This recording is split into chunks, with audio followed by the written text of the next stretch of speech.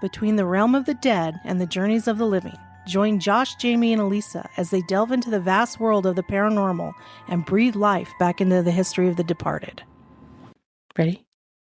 Set. Podcast. Hey, everybody. Welcome back to the Paranormal Peeps podcast. I'm Josh. I'm Jamie. And I'm Elisa. And today, Jamie, what are we talking about? I don't know. Was I supposed to do something? I thought so, but maybe I should do it instead. No. I got this one. Okay. So today we're going to do the McRaven House. It's like a McChicken, but it's a raven instead of a chicken. McRaven. McRaven. I think that's a UK offering. Oh. Anyways, yes, the McRaven House. So it's located in Vicksburg, Mississippi. And originally the house was built in 3 separate stages. Okay. So the first section is known as the Pioneer section and was built in 1797. Ooh. So a few years ago. One or two. And it was built by Andrew Glass, and he was a highwayman or a bandit. That's so cool. And he actually built it as his hideout. Oh, really? Yeah. Okay, that's kind of cool. So he constructed the house along the, I think it's Natchez. Almost sounds like nachos. I don't think I'm saying it right. It's Natchez. Sorry. Yeah, nachos. Natchez. Okay. So anyways, he constructed the house along the Natchez Trace. And so the Natchez Trace was used by indigenous people, soldiers, travelers, European travelers, presidents. So it was well known, well traveled. Right. And so what the perfect place to build a house along that area, because then you can just conveniently rob people and then go hide out. I wonder how well it was hidden, though. I don't know. Is it kind of like hiding in plain sight? Maybe. It didn't really say. Huh. So it was just kind of like made out of brick. It was like a single story. I think it was just a single story because it said like he would like go through a window and then pull up the ladder. So like there was no easy way to get in. Pull up a ladder. I don't know. It sounds like it. Is it a tree house? No. It is not a tree house. So the Pioneer section is kind of described as a hand-hewn construction, which is like just the reflection of, early frontier life. Yeah. So it did say it had brick though. So yeah, they would make bricks back then though. Handmade bricks. Oh, I'm sure. Or hand-hewn, which means they'd cut them out of granite themselves. So who knows, that's right? a lot of work, yeah. But anyways, he obviously used the house as a hideout after he would rob people. And this went on until his death in 1823. So now the second section of the house, okay? It was built in 1836 by Sheriff Stephen Howard. And it expanded the original house by adding a dining room, a bedroom, a stairway, and a 2-story porch. Oh, so we maybe added another level? I'm guessing, yes. Nice. Because stairway, that's what tells me that the first section was 1 level. Yeah. And then this one, he added a stairway. Or maybe it didn't have a stairway, it was just the ladder. Very well could Hard have to been. say. Yeah. Hard to say, right?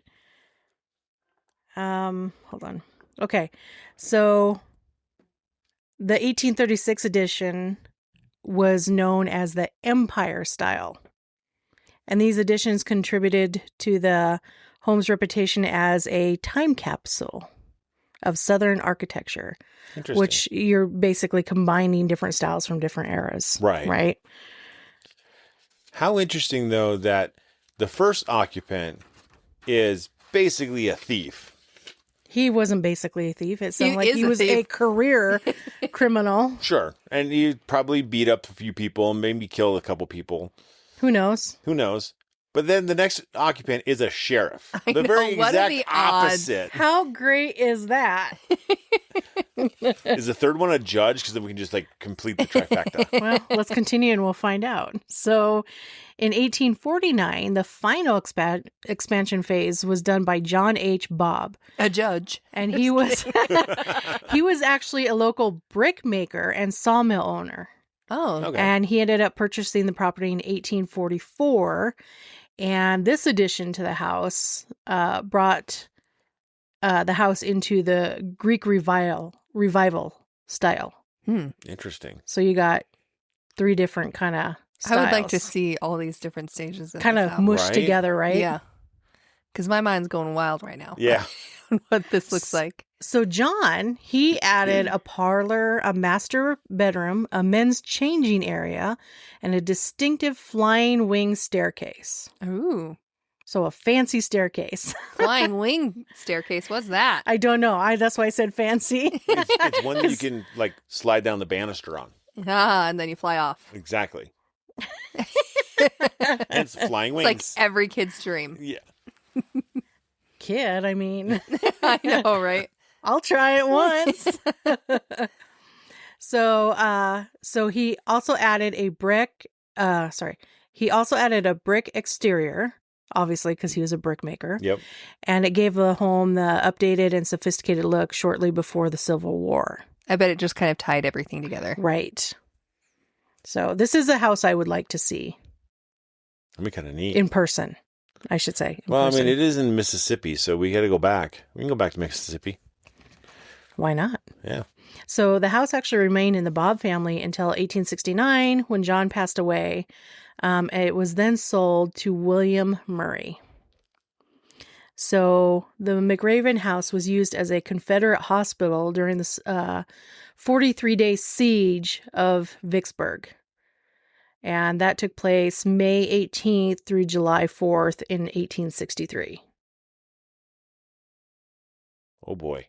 So do they have like how many people, if anybody died there, or how many people were there?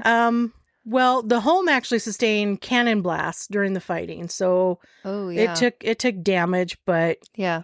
survived obviously Yeah. and was repaired. It was believed that there are hundreds of Confederate soldiers that are buried on the property. I couldn't believe it. I mean, the siege of Vicksburg was all out. Like Yeah. they blockaded Vicksburg in and then just started pummeling it. Oh yeah. Sheesh. Yeah. So yeah, they do. They think there's a lot of soldiers that died in the hospital, and they actually think that they're actually buried in a mass grave on that property. So they're not even properly consecrated. No. So can you imagine though, like a mass grave of who knows Well, how many soldiers? See, that's the thing. So when I went to Scotland, we stayed at a huge home that was there during their Civil War. Yeah. And they had a mass grave in the front yard, and it was a big mound. It was still there as a mound. Really? Yeah. Ah. So, and it just, there's kind of like almost like a reverence when you go and drive around it. Oh, I believe it. Yeah. Yeah. Hands down. I wonder if they, with like the ground penetrating radar, it'd be so neat if they would like take one out to this property Yeah. and like go over it to just. I mean, they'd be able to tell you how big the disturbing of the soil is. Like, Well, the that's what I mean. That's how they kind of can determine what's under there, and if it's like in a mass area or if there's like different disturbances yeah. all over. Well, I think it would also depend too, though. Like, were they buried, 5, 10 at a time, and then just kind of like extended the grave, so to speak, Mm-hmm. as one continual long grave? Yeah. Or did they have to like Just leave it open and start piling bodies Yeah. in as they came dropping in. cordwood? Well, I mean, Yeah. if there's that many people and they start to stink really fast. Oh, yeah. So I would assume that they would probably just dig a big hole Well, yeah. and then All in. continue it as, Well, Yeah. I mean, in the siege of Vicksburg, I mean, you had civilians dying. I mean, you had thousands not of, just soldiers. thousands of people dying during that time, either of malnutrition or actual gunfire. Yeah. Like that. Well, That might it's- not be the only mass grave in Vicksburg. Oh, I'm sure it's not, because it's not like they have digging equipment other than Mm-mm. shovels. Yeah. So- Bring out a backhoe. Ain't happening. Nope. Nope. So let's talk about some of the hauntings, Yes, let's. which is always our favorite part. I mean, as much as we love the history, let's face it, the hauntings. That's why we're here, 100%. That's right? why we're here. Yeah. So they say that the original bandit, Andrew Glass, who robbed people, they say that they feel his presence often felt in the original and the smaller and darker part of the house, which is the part that obviously he occupied. So that would make sense, Would make total sense. right? So then we move on to Mary Elizabeth Howard, and she was the wife of the sheriff, Stephen Howard, and she married him at the age of 12. What is up with these I don't know. children? I don't know. She was 12 when she married him. Now, she was 12 and I think he was 28. But still, that's... Oh my gosh. No, I'm not justifying it. I'm saying he wasn't like in his 50s. Oh, okay. Well, is what that's I'm fair. saying. But still, That's she's still- 12. That's still 16 years old. And or I know it was 16-year more... difference. Well, and I know it was more commonplace back then. It But was even very- that But age, though, I know. they're 12, still right? they're still babies. They're still babies. Still kids, right? Let kids be kids. So she actually ended up dying in childbirth at the age of just 15 or 16. And she died in was now known as her upstairs bedroom. That's so sad. Yeah, it's really sad. She's considered actually the most prominent benevolent spirit that resides in that house.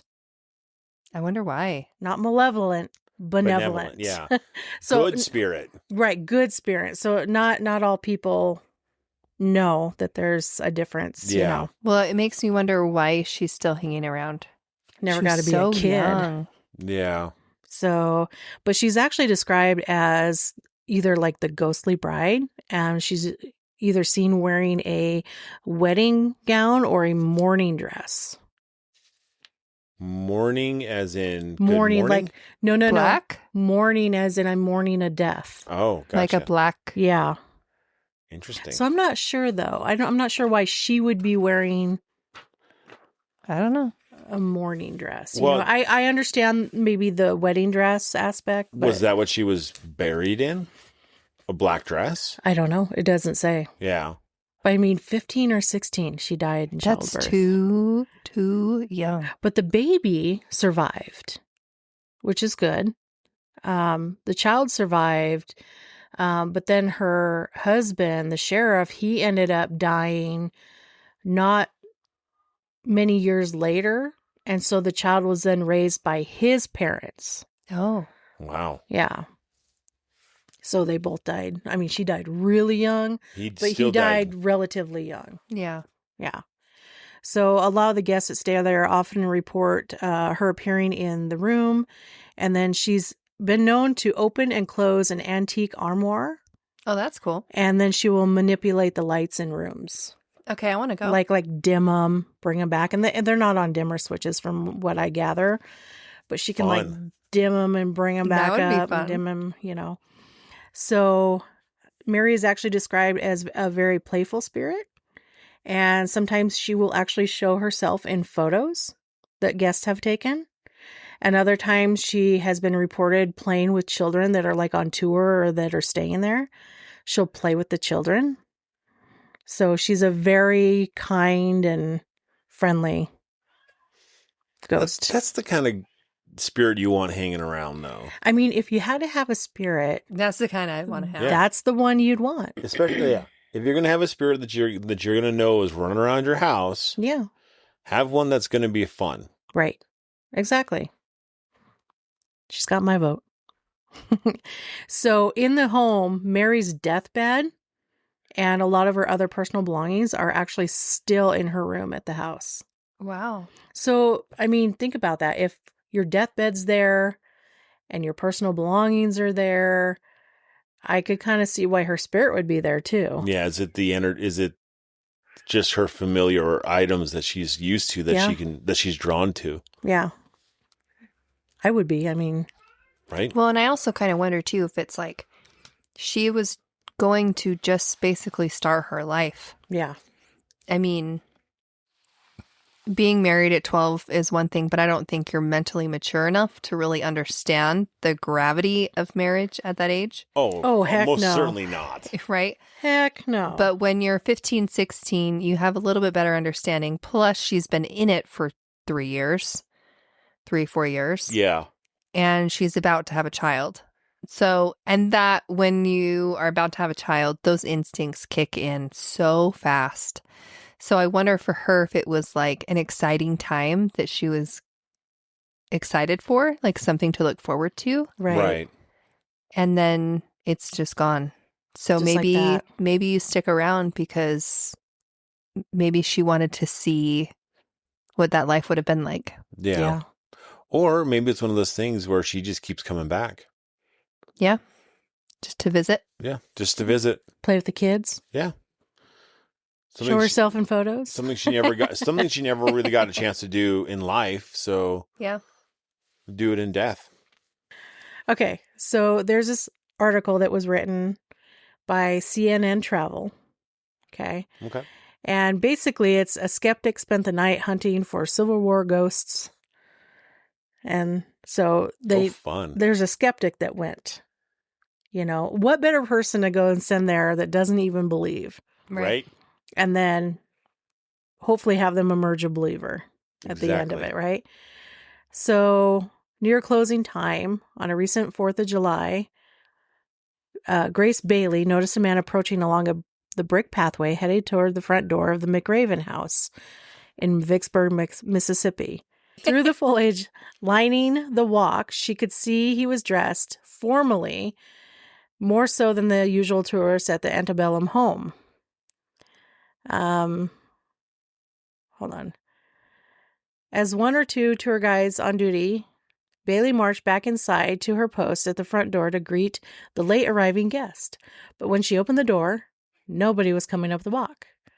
While she stood waiting for the man to reappear, though she realized something eerily familiar about his attire and distinctive hairstyle, both of which seemed out of place and time,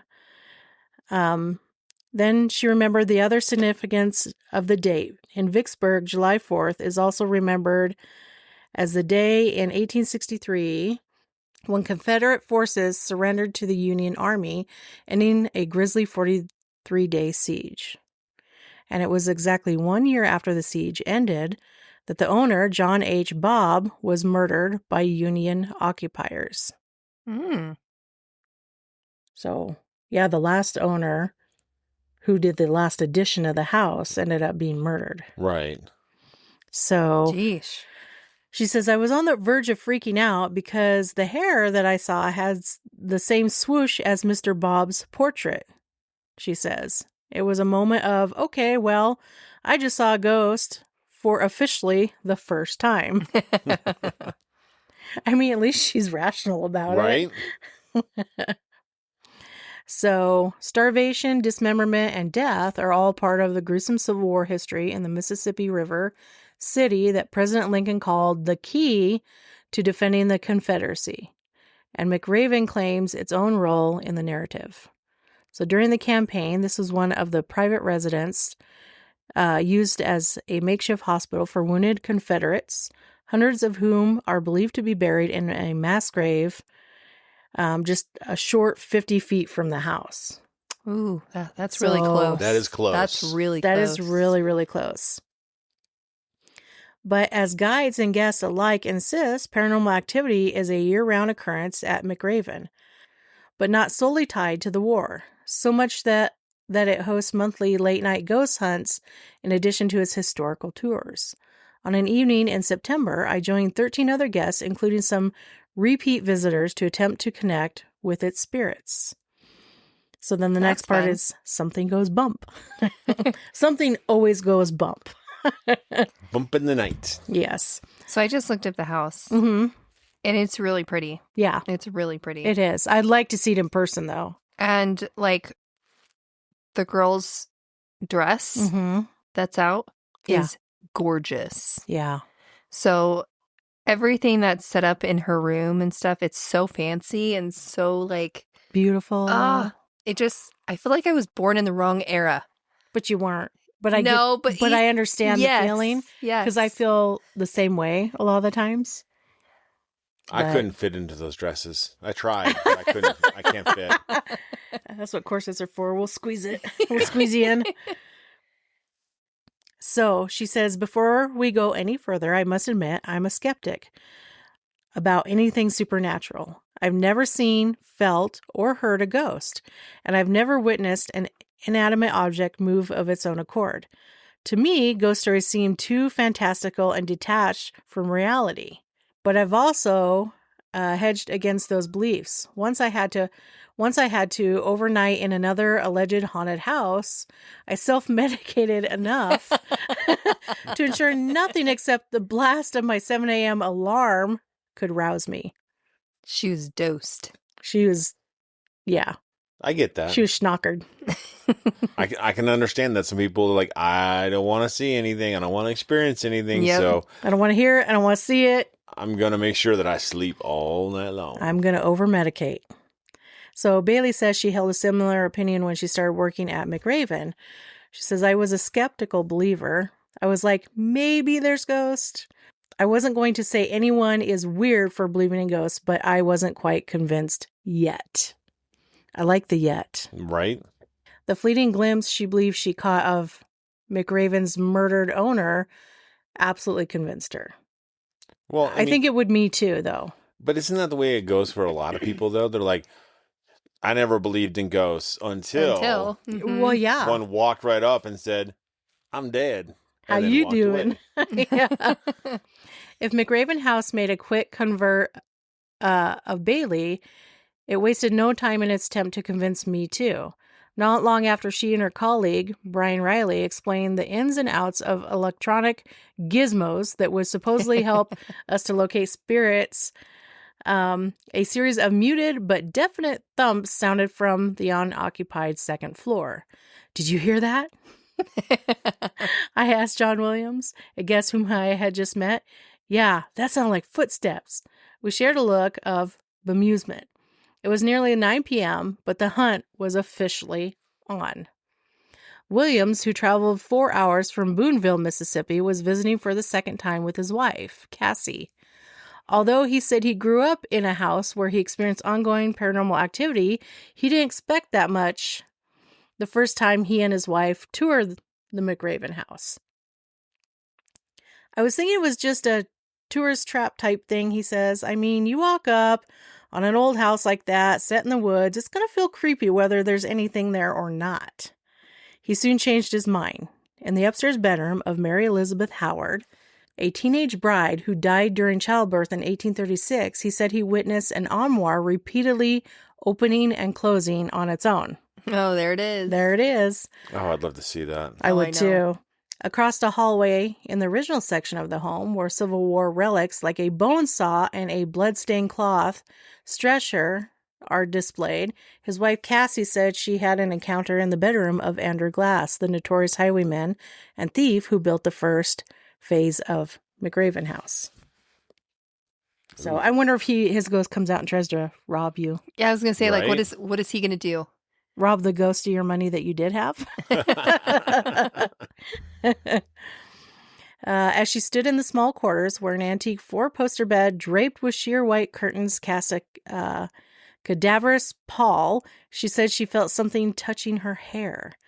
She assumed it was her 3-year-old son, whom she was holding, until she saw his hands were nowhere near her head. Oh, Surprise! So staffers say the ghost of Glass gravitates towards women, and Bailey, the guide, believes he is responsible for her own first paranormal experience at McRaven.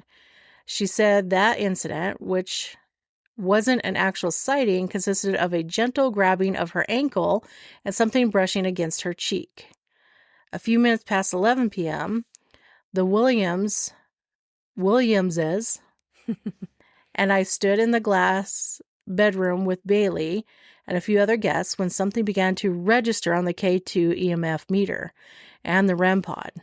two gadgets that are there to measure changes in temperature and electromagnetic fields consistent with paranormal visits. Bailey, with headphones on, listened as the spirit box raced through the radio frequencies for answers to questions the guest asked. Among the responses was a string of obscenities. And you'd be surprised at how much, when we use these things, how many of these obscenities you really do get. There can be a lot. Yeah. And it honestly depends on the place. Yes. Sometimes you go in not expecting something like that, and then you get a swear word or whatever, or them calling you a name from like back in the day. Yep. And you're like, rude. So rude. You know, you don't call us that these days. We use different slang nowadays. Then the activity abruptly stopped. For sure, there was something there, Bailey says. So across the hall, Mary Elizabeth's room was quiet, with only a few discernible words coming across the spirit box. It's typically one of the most active rooms. During one memorable hunt, Riley says, he observed a baton owned by her husband, who served as sheriff, move on its own. Oh, that's cool. That is neat. Riley, a veteran of paranormal research who led a separate group that night, says he has witnessed shadowy figures darting through and around the same time of year Bailey saw the man come up the walk. So by his account, he's been knocked down and scratched. And once during a tour, he says he locked eyes with a strange woman on the second floor balcony just outside of Mary Elizabeth's bedroom. A particularly chilling moment, since she wasn't on tour and was never seen again.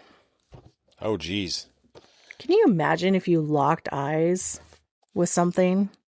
See, I mean, I have, and it was that's terrifying. when it gets really scary. But then you realize that it's nothing like solid. See, that's what happened at Needful Things when we were sitting in that one open area. Yep. And I came back from the restroom, and I turned down and I looked, and I stared her right in the face, only to realize that what I really would have been looking at was a lamp. Right. So it's like, okay, well, that's not what I saw. There was eyes, nose, and mouth. Yeah. Not a lampshade. Creepy for sure, though. Oh, yeah. absolutely. So they go on to say, I think she noticed me, and I definitely noticed her, Riley says. I remember she had brown eyes, brown hair, pulled back in a bun, and a brown dress with blue flowers. I was later told that particular style was an 1830s dress. So it fits. It fits the timeline, it fits. So in his telling, activity increased, he says, after one of the owners accidentally unearthed a human femur while digging a shallow trench to bury electrical wires. Yeesh. Oh, geez. So Riley had just arrived at the house to prepare for a tour when he says he saw a shadowy figure step off the front porch, and walk toward the back of the house. And again, the figure was never seen again. He goes on to say, I think there could be a correlation with that, he says, because I remember for a couple days, the house was kind of unsettled. I mean, think about it. You're digging to bury some electrical wires. You pull up a human femur, and then you see something. Well, any kind of... Right. It's a new discovery. Yeah. So now things seem unsettled for the next few days. Yeah. Well, anytime you upset Mm-hmm. the area when you're remodeling or anything like that, things tend to pick up. In this case, you upset someone's grave. Well, yeah. Yeah, so you their I'm surprised they just found the femur, though. Yeah, I mean, it depends on how much the stuff, everything else is going to decay. I mean, it could take... There are environments in the soil that a whole body can be dissolved within, a month or two, and then there's others that it takes 400 years. Yeah. I guess it depends on like the moisture of the ground, the type of dirt. Right. Soil. And where you're in Mississippi, Mm-hmm. you're going to have that humidity. Yeah. And what's the water table and all that stuff. Exactly. All factors in. Well, and I Yep. really wonder too how much of this is residual. Well, that's true. But I mean, when you dig up a femur and then you see... Well, I mean, like the guy walking up to the house. Oh, right. That could just been something... I wonder if Part it's of a just that routine. something that he did all the time, and Mhm. it was just like a residual Which would experience. make sense. Yeah. Maybe it was part of his death. He was walking up, and that's when he was killed. Yeah. Yeah, I don't Did you know. ever find out how he died? Yeah, he was He was murdered. He was killed by the Union soldiers, but it didn't say. where or Like how he died? no. I'm sure it's out there. Yeah. I didn't Yeah, go that far to that's fair. look it up. So, okay, so then the article goes on to say around 12:45 a.m. we moved downstairs to the parlor, which is a gathering space adorned with ornate fixtures, a baby grand piano, an elaborate crown molding original to the 1849 edition. So with headphones on, Bailey listened to the spirit box and repeated the words party and mask. So that's kind of cool. So they got that in an EVP? Well, they're doing like the SB7. The Estes method? Like kind of like the Estes method. Yeah. So she's getting party and mask. So Oh. like a masquerade ball probably, cool. which is cool. So and she deciphered them through the static. So a REM pod placed in the center of the room began flashing while a small LED cat toy placed on, so it's a cat ball, Mm-hmm. Yeah, placed on the mantle flickered to life after Cassie Williams asked if the spirits were having a party. Another guest asked if it was a masquerade ball. And again, the gadgets responded. So whether by coincidence or something else. That's cute. But that seems kind of, I mean, and we have those times too, right? Where it's really relevant and it hits Yeah. right Yep. as you ask the question and it seems to be the answer. So, yeah. Well, exactly. It's like that's how we kind of judge whether or not it's real or not, is whether or Mhm. not it's actually relevant to what we're I mean, could We're it be a doing. coincidence? I guess it always could. always. But I think it's possible. less likely when it happens like that. Yeah. Yeah. That's why we tend to ask certain questions More than repeatedly once. and Yep. maybe in different ways Yep. and see if we can get the same response. That's right. So then later on the same area, Spirit Box app on her husband John's phone flashed the name Ida. So, like, I I've don't know. actually gotten that one before. I have too. So, because they're like coincidentally or not, the name of a woman who died in the house in 1946. Hmm. So, I guess there was a woman I named mean, Ida. that's relevant. Yeah. It is. It is. So I've never seen Mary's room that quiet on a ghost hunt before, especially that early in the night. But the parlor made up for that in a way because there was very much an increase of activity that specific night. And they were probably having a party and we interrupted it. Well, and it makes me wonder too if they're having something like that on the Mhm. other side. Having If- a masquerade ball. Little ghost But ball. then all of a sudden they see us like trumping in. And they're like, What the heck? where's your invitation? How'd you get past security? You're not wearing a mask. Put one on. Get out. You're not dressed properly. So when we were in Mary Elizabeth's room, Cassie Williams says the spirit box kept saying that she was saying late and get out. Ooh. And I was like, I wonder if she was late to the party because we were disturbing her and she told us to get out so she could go. Or maybe she was changing. Right. I'm late. Get out. I'm dressing. How dare you? You know? Hurry. Yeah. Inappropriate. Inappropriate, especially back then. Oh, yeah. So at nearly 1:30 in the morning, that all seemed plausible. We were interlopers bumming out their good time. As my exhaustion broke the spell of curiosity, the narrative appealed to me. It was time to leave these ghosts to their party, if that's what it was, and retired from the hunt. In groups of 2 and 3, the other guests began to drop out and head to their cars, and I soon followed. Careful, I must admit, to make sure nothing followed me on the way out.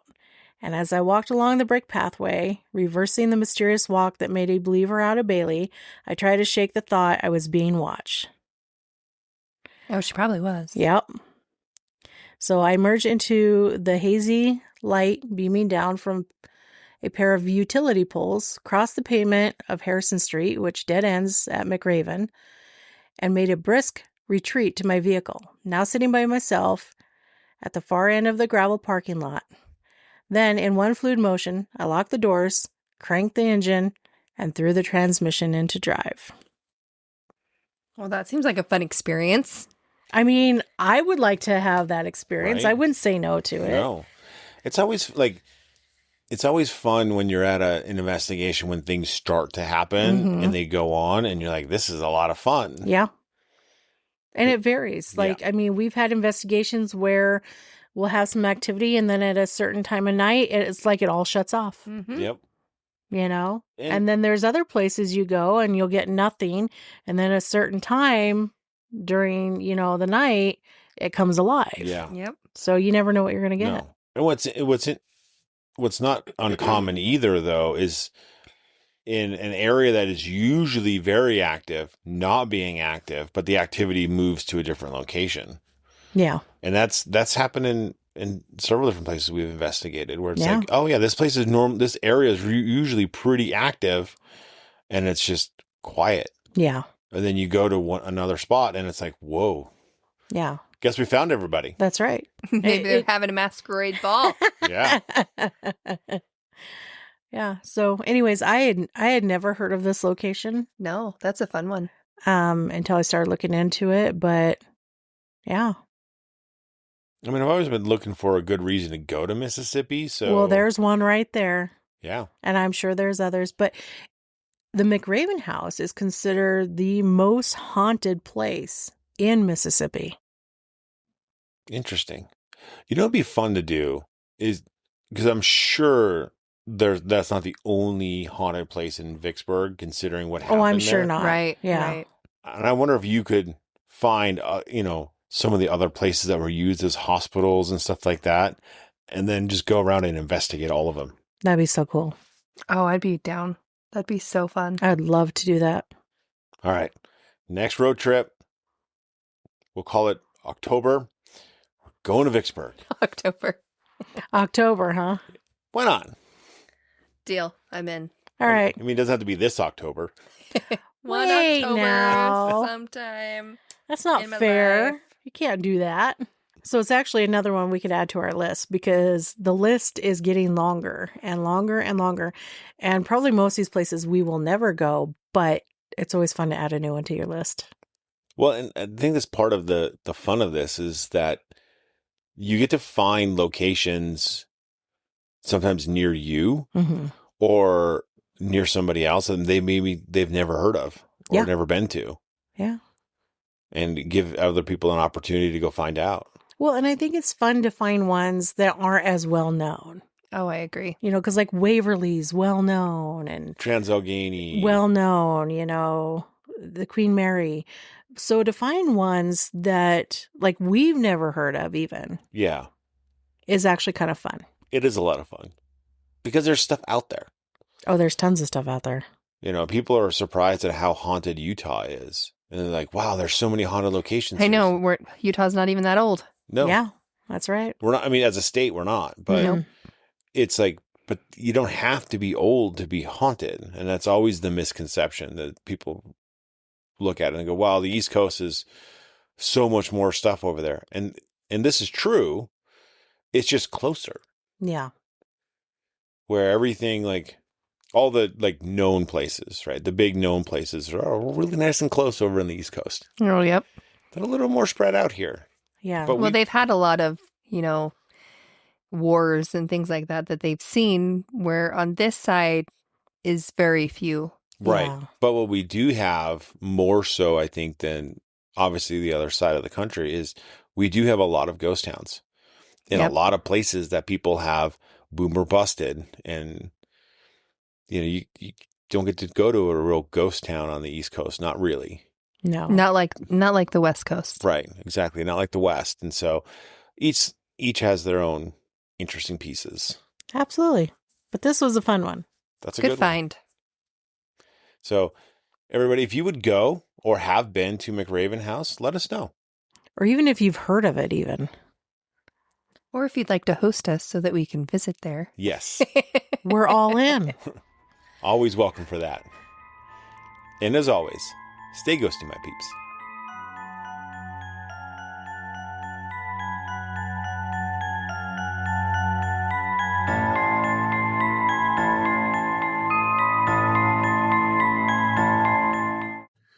Thank you for listening to the Paranormal Peeps podcast. You can find us on social media at Twitter at CPR Paranormal, on Facebook at Paranormal Peeps Podcast and Cold Spot Paranormal Research. And you can find us on Instagram at coldspot_paranormal_research.